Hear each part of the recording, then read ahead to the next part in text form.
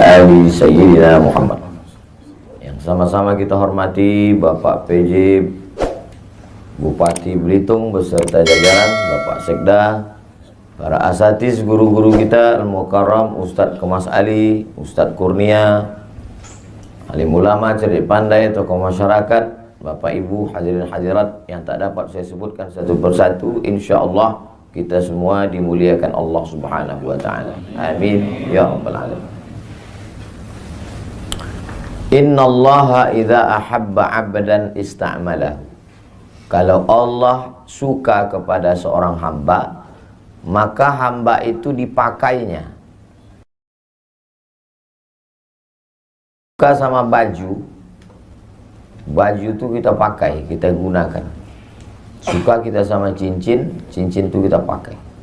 Kalau Allah suka sama hamba itu untuk menolong agamanya. Nah, jadi mudah-mudahan kita termasuk yang dipakai Allah untuk menolong agamanya. Jadi ada beberapa kekeliruan orang, termasuk orang-orang tua pun keliru. Ustadz, bagaimana cara berangkat ke Mesir? Kata beberapa jamaah. Ya saya bilang, tamat pondok, ikut tes, urus paspor, bisa berangkat. Yang mau berangkat nih siapa Pak? Anak saya. Anaknya mau? Enggak. Kalau gitu bapak aja yang berangkat.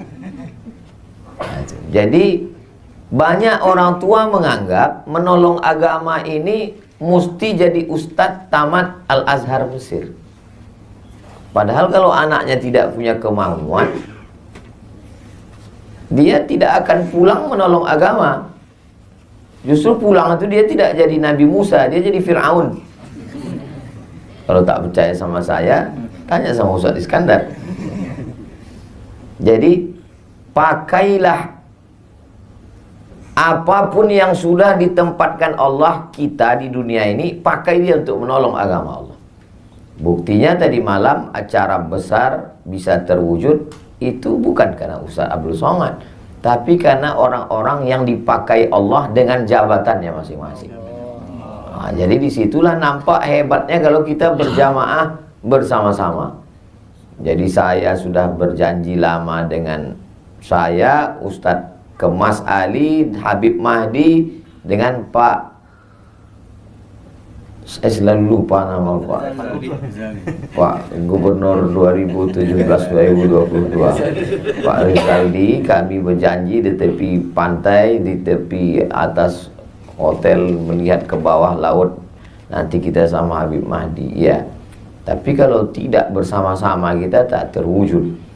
Maka dalam ayat yang saya baca di rakaat pertama tadi, wa'tasimu bihablillahi jami'an, bersama-samalah kamu dalam agama Allah ini jami'an.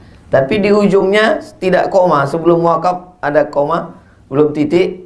Wala tafarraqu, jangan berpecah belah. Kenapa? Karena bersatu dalam acara itu susah, menyatukan orang itu susah. Tapi yang lebih susah lagi adalah setelah bersatu tetap menjaga persatuan. Nah, itu lebih susah. Karena ada gesekan-gesekan. Pepatah orang Melayu mengatakan telur ayam disangka lagi bersentuh. Apalagi hati manusia. Hati manusia itu bergeser. Makanya saya sering kali mengatakan alat telekomunikasi sekarang canggih, tapi justru alat itulah yang merusak hati kita. Berapa banyak persaudaraan kita rusak gara-gara grup WhatsApp. Kenapa? Karena kata-kata itu tidak ada intonasinya. Entah dia mengamuk, entah dia memuji, kita tak tahu. Kata-kata itu tidak bisa membedakan teks dengan konteks. Jadi kalau kita tulis satu kata, setiap orang punya interpretasi yang berbeda dengan kata itu. Berapa banyak orang di grup itu sepertinya garang harimau yang akan menerkam. Pas kita jumpa macam kucing kena hujan. Jadi memang menyatukan manusia ini berbeda. Di mana kita bisa ketemu? Kita bertemu pada satu titik. Titiknya namanya mukhlishina lahuddin, ikhlas. Kalau semuanya karena Allah, maka tidak akan lelah. Lelahku lillah. Boleh untuk ditulis untuk baju kaos. Tapi jangan dibawa sholat tarawih. Jadi tengok orang di belakang senyum dia. Kalau kita sudah disatukan Allah dalam agama ini, maka dengan segalanya, Pak PJ dengan kekuasaannya, Ustadz dengan ilmunya, ada hamba Allah yang dulu pernah mengurus grup band jadi mengurus Ustadz. Tak boleh sebut nama, menjaga kode etik. Itu kan mirip-mirip semua. Ngurus pentas, ngurus sound, ngurus pengawalan, ngurus ketertiban penonton. Bedanya yang dulu penonton sekarang disebut jamaah. Yang dulu yang tampil itu membawakan lagu-lagu setan, sekarang membawakan sholawat, tausiah. Itu aja, tapi entertainnya sama. Ilmunya itulah yang dibawa menolong agama ini. Jadi kalau ada orang-orang yang dulu punya kemampuan show, entertain, lalu kemudian setelah dia taubat ditinggalkannya semua. Dulu abang bisa ngurus-ngurus acara nih. Itu dunia jahiliyah udah saya tinggalkan Pak Ustaz. Oh tidak ditinggalkan. Makanya kata Nabi, khiyarukum fil jahiliyah, khiyarukum fil Islam. Kalau dulu di zaman jahiliyahnya dia adalah orang terjahat, maka setelah dia masuk Islam, dia berubah jadi orang baik, tapi dunia itu tak dia tinggalkan. Contoh, Khalid bin Walid. Ketika perang Uhud, Khalid bin Walid lah yang menyerang Nabi di Bukit Uhud itu. Ini Bukit Jabal Rumat, Bukit Pemanah. Kata Nabi, ku tinggalkan 70 pemanah di atas, aku turun ke bawah. Nanti kalau kalian lihat saya menang, kalian jangan turun. Kalau kalian lihat saya kalah, kalian pun jangan turun. Kalian konsen di atas. Saya setelah pakai cincin satam ini mau begini aja tangan saya.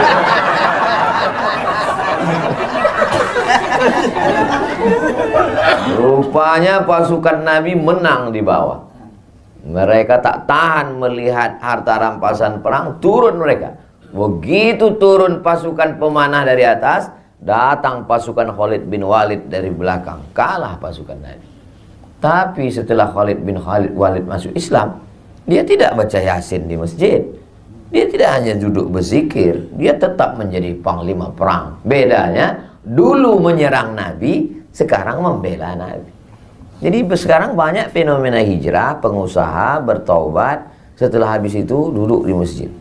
Pas ditanya, gimana ruko bapak, gimana kebun sawit bapak, gimana bisnis bapak, gimana tambang bapak? Sudah saya tinggalkan semua. Saya mau mati. Ya kalau mati kok tidak? Saya banyak ketemu orang mau resign. Saya mau resign nih Pak Ustaz. Orang kalau ngomong jangan patah, biarkan dia habis ngomong. Setelah habis dia bilang selesai semua, baru saya tanya, kalau bapak resign, keluar dari kantor, keluar dari BUMN, keluar dari ASN, siapa yang duduk di kursi bapak tinggalkan itu? Apa yakin yang menggantikan bapak lebih soleh, lebih baik daripada bapak? Enggak ada Pak Ustaz, setengah setan yang menggantikan. Berarti bapak membiarkan amanah ini diambil orang. Iya Pak Ustaz, tapi saya tak tahan duit-duit haram ini. Kasih ke saya. Jadi banyak orang berpikir yang dipikirkannya dirinya aja sendiri. Padahal kalau segenggam kekuasaan itu di tangannya, banyak yang bisa dia lakukan. Jadi kalau ada orang berpikir yang penting saya sholat subuh, yang penting saya puasa Senin Kamis, yang penting saya tahajud malam, yang penting saya berzikir. Kalau begitulah cara berpikir, takkan merdeka Palestina oleh Salahuddin Al-Ayyubi.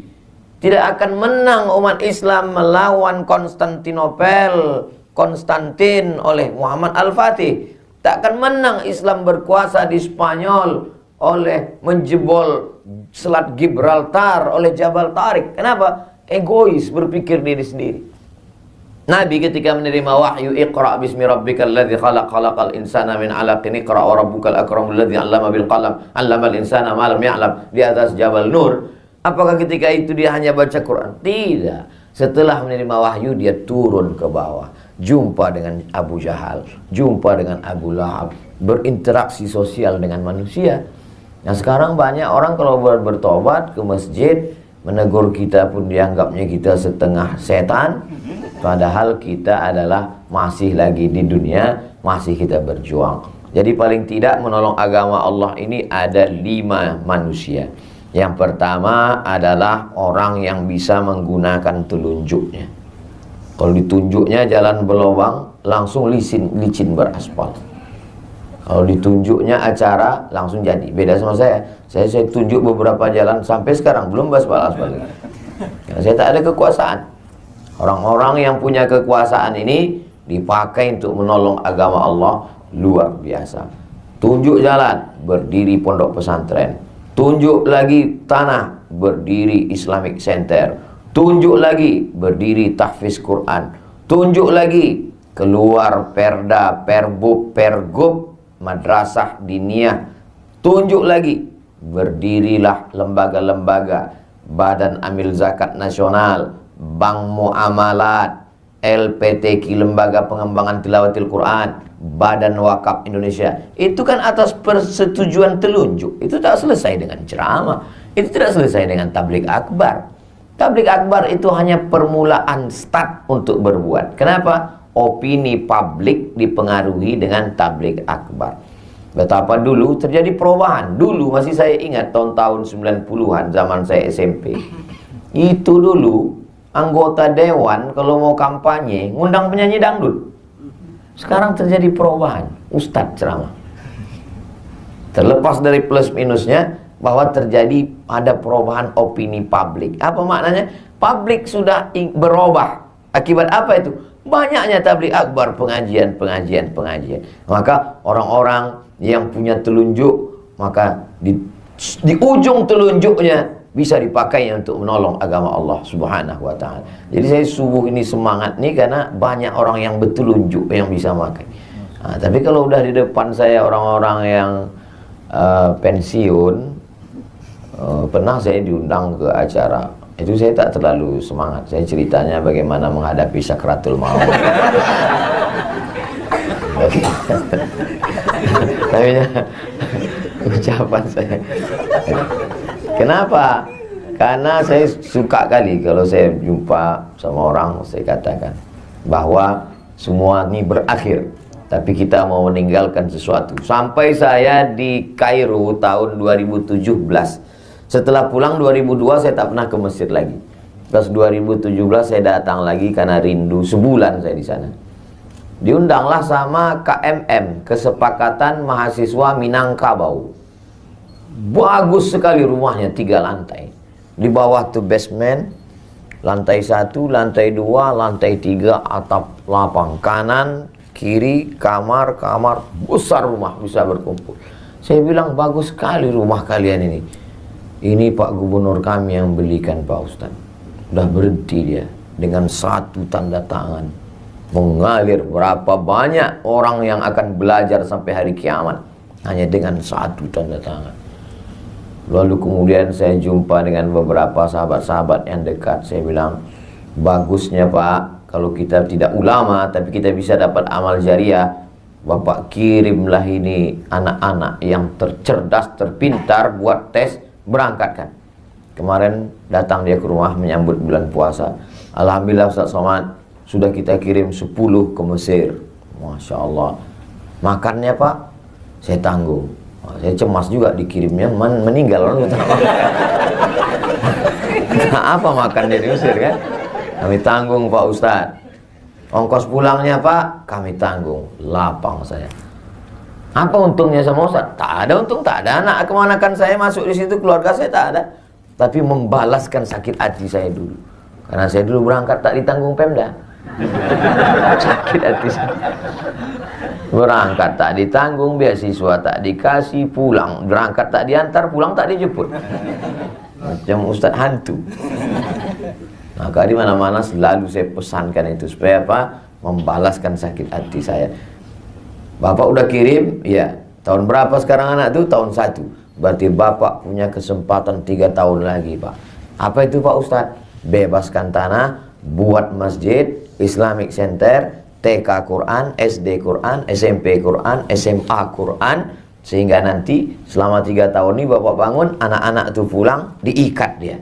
Karena kalau tidak diikat, waktu turun dia di Jakarta, nikah dia sama orang Jakarta. Udahlah kita habis APBD nyekolahkan dia, tiba-tiba dia tidak memberikan kontribusi, buat dia kontraknya. Ya betul Pak Ustadz. Jadi 3 tahun ini kita buat. Iya.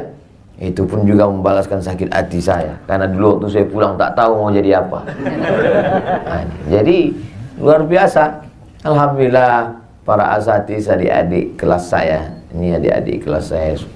Pak Kabak Kesra 2003 berangkat. Saya 2002 sudah pulang. Jadi banyak orang menduga saya ini masih muda, padahal saya ini udah tua. Ustadz Iskandar 2011 dia baru berangkat. Pulang 2011. Saya 2002, berarti beda 11 tahun. 2011 beda 9 tahun. Tua juga saya sudah. Artinya bahwa ada sesuatu yang kita lakukan. Lalu kemudian kalau telunjuk orang yang punya kekuasaan, lalu kemudian ada yang selalu diletakkan perhiasan. Itulah dia, selalu perhiasan itu diletakkan di jari manis. Ini anak muda. Anak-anak muda ini mesti kita kelola. Jadi tadi malam itu kenapa Ustaz Somad kalau tausiah itu kalau subuh biasanya di masjid atau di ruang tertutup. Tapi kalau malam itu kita memang pilih tablik akbar. Itu sebenarnya kita untuk menggarap anak muda. Karena ada beberapa anak muda dia belum mau ke masjid, dia mau dengar di pinggir-pinggir tanah lapang. Dia masih trauma ke masjid ini. Ke masjid pertama sendal hilang. Ke masjid kedua helm hilang. Ke masjid ketiga kawan yang sama-sama itu meninggal. Jadi nama penyakitnya Masjid Traumatic Syndrome. Jadi orang-orang begini ini mesti dijinakkan lagi dengan tanah lapang. Jadi berawal dari tanah lapang, lama-lama ujungnya juga ke masjid. Bukan berarti hanya berhenti di tanah lapang, enggak. Jadi yang tadi malam itu kita tidak euforia sesaat, kita ikut bahagia, kita ikut senang, tapi puncaknya adalah bagaimana masjid-masjid kita. Jadi harus ada terus berkesinambungan. Ibarat macam menangkap ikan. Jadi saya sudah menghalau ikan ini dari sini. Ada ustadz di sana yang menunggu. Makanya Ustadz Kurnia pun menunggu ikan ini sekarang. Terserahlah entah ikan apa yang datang. Siapkan memanglah jalannya. Entah ikan paus, entah ikan hiu, entah ikan lumba-lumba, asal jangan ikan piranha aja lah. Artinya apa? Kita bekerja sama. Makanya selalu saya katakan, masukkan anak ke pesantren, masukkan anak ke pendidikan yang dikelola para habaib, para kiai kita, masukkan ke madrasah. Itu dalam rangka menghalau ini. Baru setelah itu nanti mereka akan bertanya, di mana kami daftarkan anak kami Pak Ustadz? Bermunculan iklan, daftarkan anak Anda segera, hubungi nomor kontak berikut ini. Ingat, kuota terbatas. Nanti beberapa hari lagi keluarlah iklannya itu. Itu dalam rangka apa? Karena pemuda ini kalau tidak kita garap, digarap aliran sekuler, komunis, ateis, agnostik, liberal, macam-macam di medsos itu. Tadi waktu habis sahur tadi, saya baru aja mengirim web yang diisi oleh orang-orang ateis. Jadi isinya itu ngejek agama aja. Sampai yang di atas itu ditulisnya, kalau memang Tuhan itu ada, kenapa dia menegur saya melalui mulut kamu? Itu kan memandang. Tapi dia pakai fake account semua.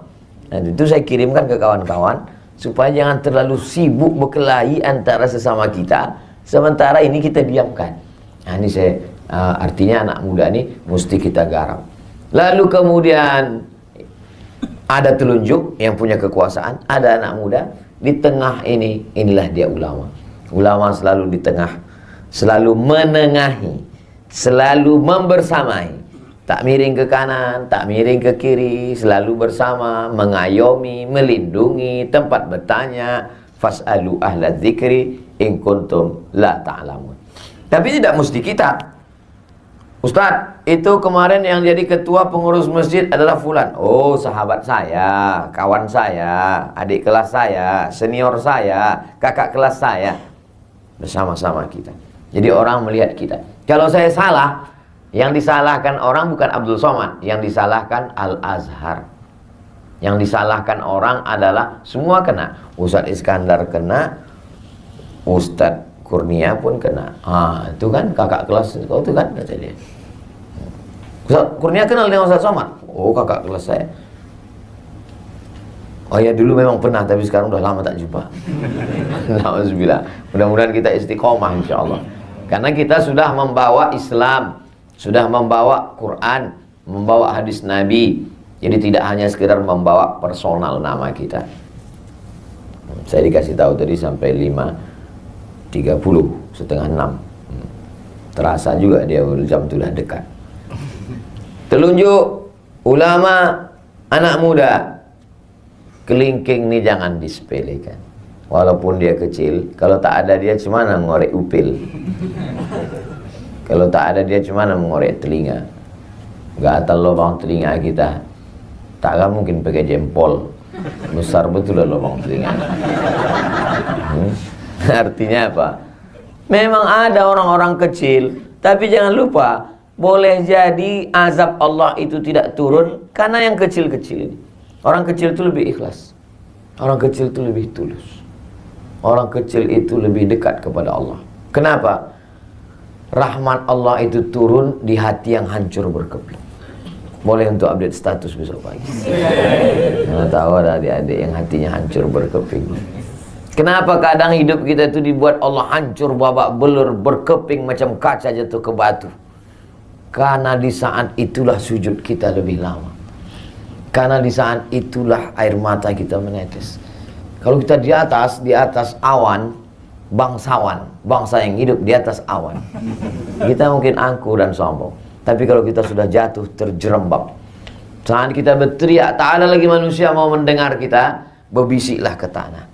Malaikat-malaikat di langit akan mengaminkan doa kita. Saya sejak di Belitung ini puitis pula sekarang. Nah, maka orang-orang kecil sepele ini jangan disia-siakan. Masya Allah, tabarakallah. Kemarin Ustadz kita berbuka bersama 16.000 porsi. Terbayanglah itu berapa duit.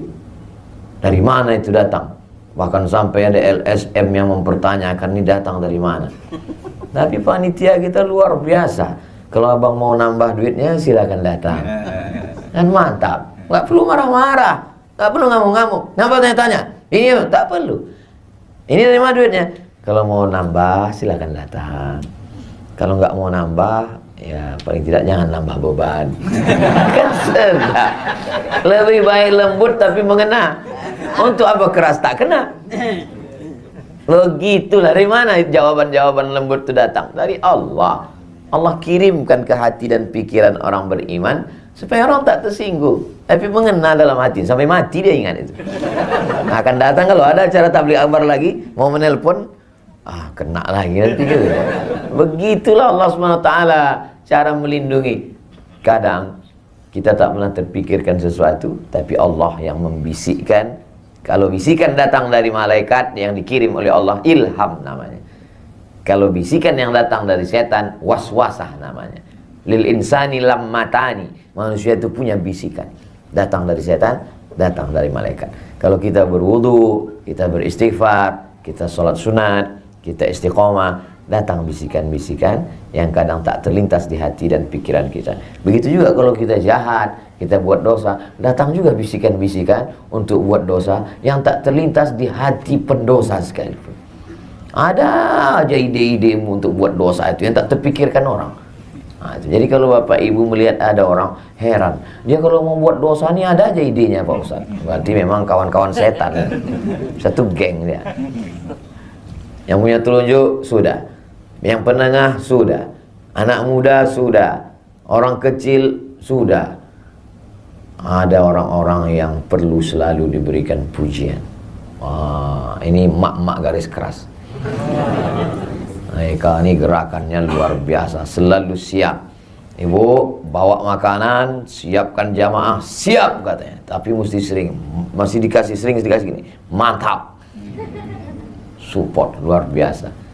Perempuan itu dia ingin mendengarkan kata-kata pujian. Makanya Nabi menggunakan itu. Apa kata Nabi kepada Sayyidatuna Aisyah?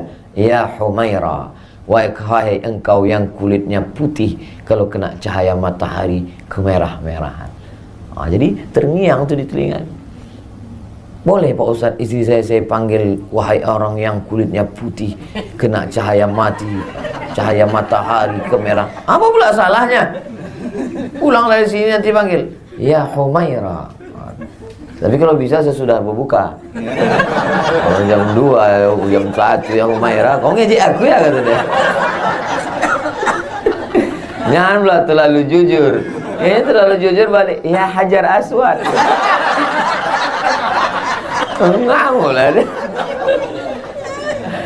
Jadi kita memang harus selalu memberikan kata-kata yang baik, mengangkat hati perasaan, mensupport, memberikan. Kita pun terasa itu. Kadang ada orang-orang, tapi jangan terlalu berlebihan. Dia macam garam juga itu. Kalau pas dia penempatan garamnya itu pas dia enak. Tapi kalau terlalu berlebihan, asam, apa kita pusing kepala kita mendengar pujian-pujian. Makanya kata Nabi, kalau orang terlampau memuji, ambillah pasir dan hembuskan ke wajahnya. Nah, jadi kita pun siapkan, letakkan pasir. Kalau ada orang terlampau memuji, kenapa bapak gini kan banyak kali bercerita.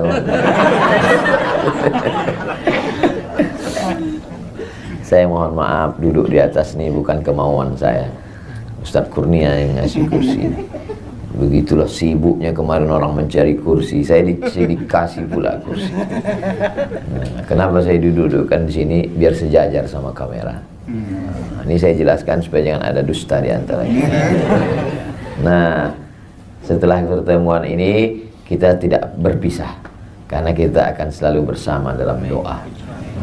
Tak putus doa saya untuk Pak PJ beserta Ibu, Pak Ezaldi beserta Ibu, untuk Pak Sekda beserta Ibu, untuk seluruh Belitung saudara-saudara saya dalam la ilaha illallah Muhammad Rasulullah SAW. Mudah-mudahan Allah menjaga bapak-bapak Ibu semua. Allah menjaga Belitung, Allah menjaga saudara-saudara kita sebangsa setanah air, dijadikan Allah negeri ini baldatun thayyibatun wa rabbun ghafur. Keluarga kita sakinah mawaddah warahmah, anak-anak kita soleh dan solehah, istiqomah kita sampai mati dalam la ilaha illallah. Ala hazihin niyah, untuk niat yang baik ini. Al-Fatihah. A'udzubillahi minasyaitonirrajim. Bismillahirrahmanirrahim. Alhamdulillahirabbil alamin arrahmanirrahim maliki yaumiddin. Iyyaka na'budu wa iyyaka nasta'in. Ihdinas siratal mustaqim. Siratal ladzina an'amta 'alaihim ghairil maghdubi 'alaihim waladdallin. Amin. Allahumma inna nas'aluka salamatan fid din. Selamatkan kami dalam agama kami, dalam akidah Ahlussunnah wal Jamaah. Jangan sampai anak cucu kami murtad, na'udzubillah. Jadikan mereka istiqamah dalam iman dan Islam. Wa afiatan fil jasad. Sehatkan badan kami supaya kami bisa beribadah, menolong agamamu. Wa ziyadatan fil ilmi. Tambahkan ilmu kami supaya benar amal kami. Wa barakatan fil rizqi. Berkahi rezeki kami supaya kami bisa menolong dengan wakaf, zakat, infak dan sedekah. Wa taubatan qablal maut. Dosa kami banyak, berikan kami taubat sebelum mati. Wa rahmatan indal maut. Curahkan rahmatmu ketika kami mati. Wa maghfiratan ba'dal maut.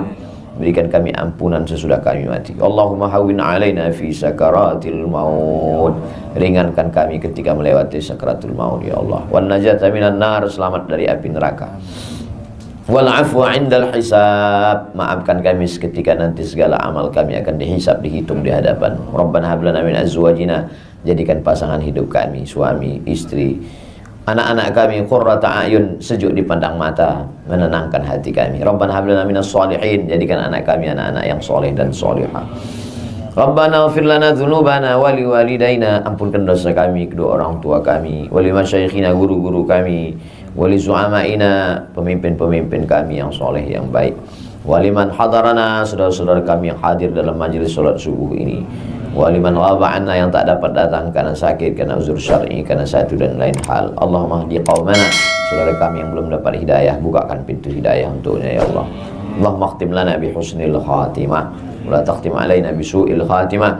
Allahumma ja'al akhir kalamina, jadikan akhir kalam kami inda intihai ajalina, ketika ajal kami sampai, kalimat yang keluar dari mulut kami la ilaha illallah Muhammadur Rasulullah sallallahu alaihi wasallam. Kalimat haqqin 'alaiha nahya, dengan itu kami hidup, wa 'alaiha namutu, dengan itu kami mati, wa biha nub'atsu, dengan itu kami akan dibangkitkan di padang mahsyar. Rabbana atina fid dunya hasanah wa fil akhirati hasanah wa qina adzabannar. Sallallahu ala sayyidina Muhammad wa ala alihi wasallam. Walhamdulillahi rabbil alamin. Taqabbalallahu minkum minna wa minkum taqabbal. Terima kasih kepada Bapak Ibu semua. Mohon maaf atas segala kesilapan dan kekhilafan. Kami akan bertolak menuju Palembang. Besok pagi saya pulang ke Pekanbaru. Mohon maaf lahir dan batin, minal aidin wal faizin. Taqabbalallahu minna wa minkum sholihal a'mal. Wassalamualaikum warahmatullahi wabarakatuh.